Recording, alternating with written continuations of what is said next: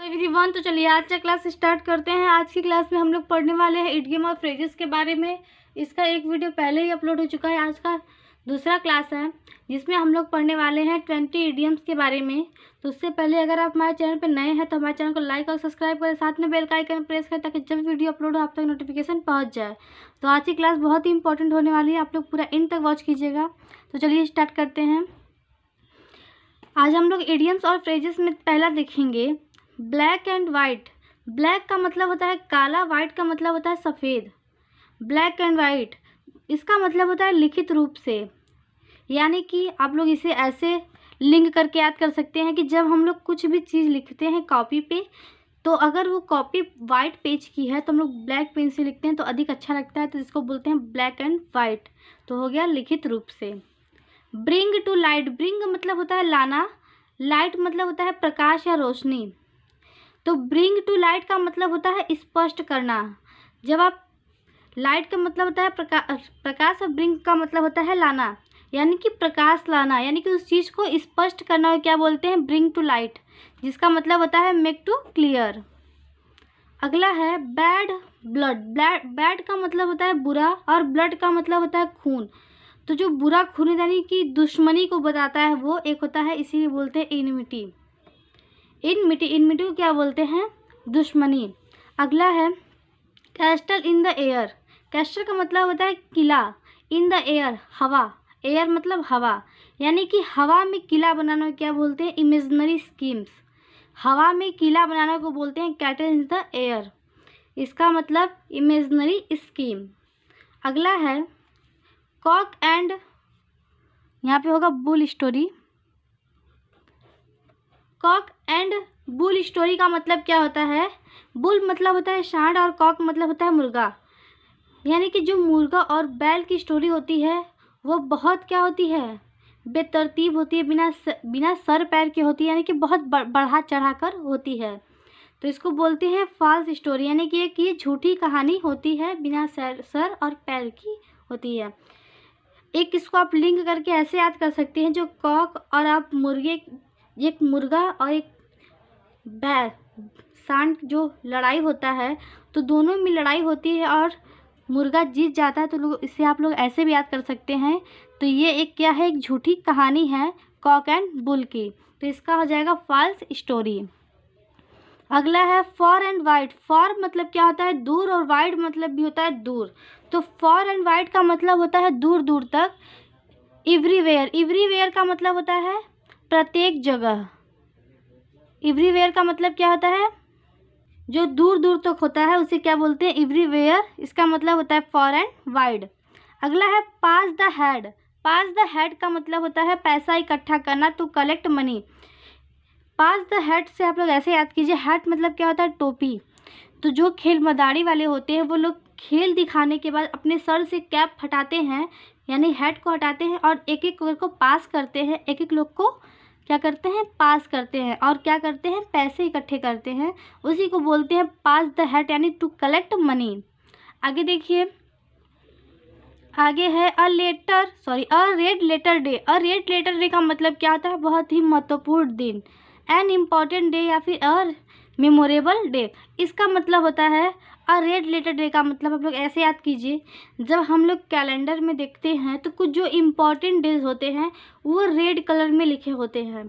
जो important days होते हैं क्या होते हैं, वो रेड कलर में लिखे होते हैं, यानी कि उससे उस डेट को रेड कलर से कर दिया गया होता है, तो उसी को बोलते हैं अ रेड लेटर डे, यानी कि बहुत ही महत्वपूर्ण दिन।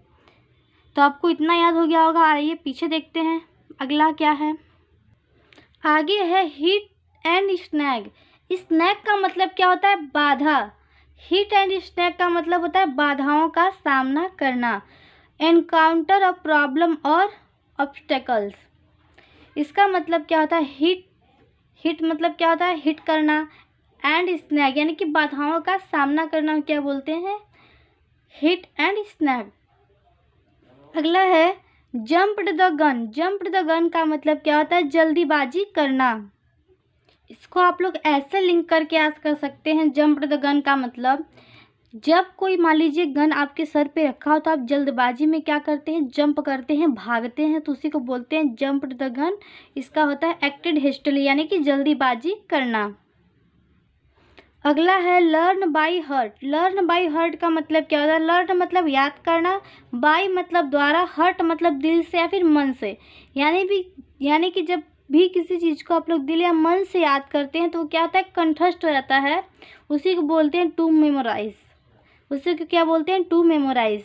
Of and on. Off and on का मतलब क्या होता है कि कभी बंद होता है कभी चालू होता है। इसका मतलब क्या होता है, अनियमित। ऑफ का मतलब बंद होना और ऑन का मतलब होता है चालू होना।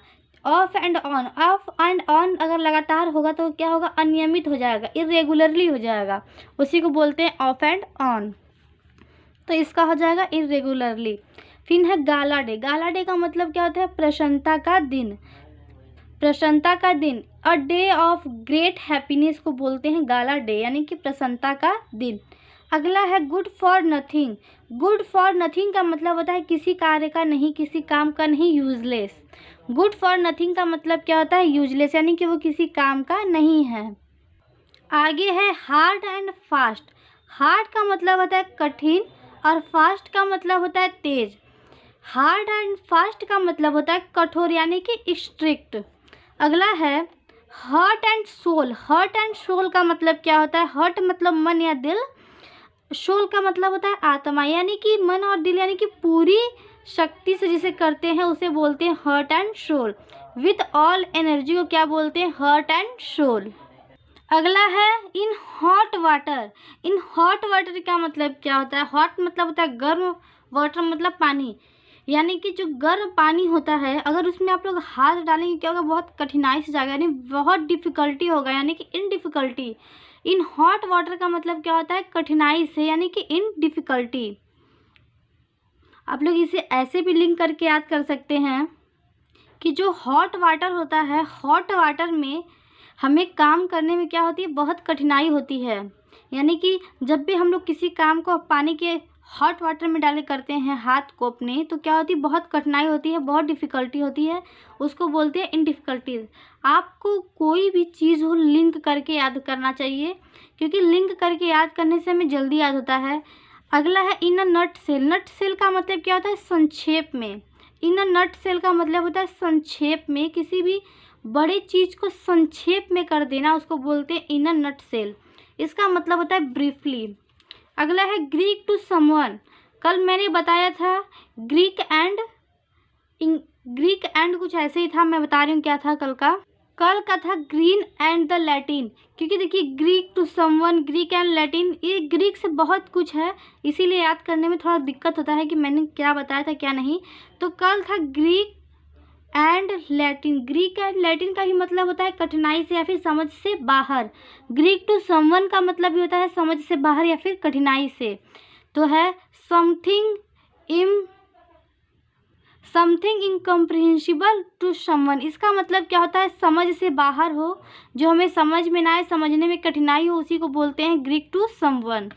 आगे है अब बेकर्स डजन। अब बेकर्स डजन का मतलब क्या होता है कि जो बेकर्स के डजन होते हैं, यानी कि जो लोग बेकर में डजन करते हैं, वो लोग का क्या होता है, हम लोग में क्या होता है दर्जन में 12 होते हैं, लेकिन जो बेकर्स के होते हैं उनके दर्जन में क्या होते हैं 13, यानी कि 13 होते हैं। इसीलिए बोलते हैं अब बेकर्स डजन का क्या होता है 13, क्योंकि नॉर्मली तो होता है 12, लेकिन अब जो बेकर्स का डजन होता है वो क्या होता है 13, तो इसका मतलब भी होता है 13।